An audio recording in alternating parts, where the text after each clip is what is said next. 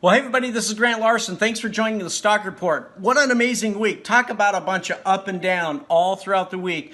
Big swings, lots of volatility on the overall market. What does that mean? Well, as you know, I like to start with a SPY over here. So I'm on the SPY right here. You can see this upward moving channel that we're in at the moment as I zoom in here. What's going on here? So here's Monday, Tuesday, Wednesday, Thursday, Friday. Look at that. Down, sideways, down, up, down. Wow, what a crazy week, right?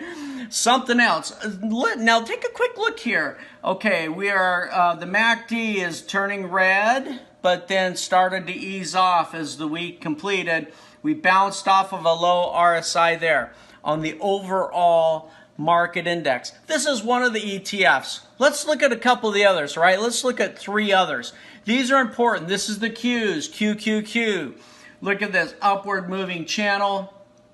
Why is it important to do this? Well, we want to look for confirmation, right? We want to get a general sense of the overall direction because that influences our stock selection activities.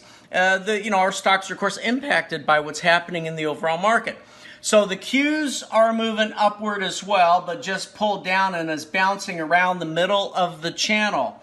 Also showing some weakness down here on the MACD and the RSI. That's the Qs.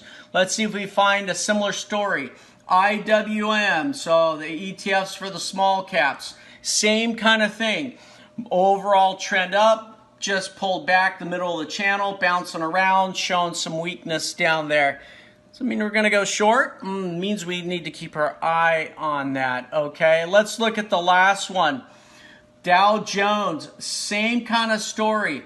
Upward moving channel is going up, but look at this pullback. It came back to its 200 moving average, and ultimately, as you look down here, you can see MACD and the RSI quite red. So the overall on the ETFs, we're seeing on the daily level some pullback, some weakness showing up in some of the indicators. So be mindful of that in some of our stock selection activities. All right, let's go see what this is doing to the stocks.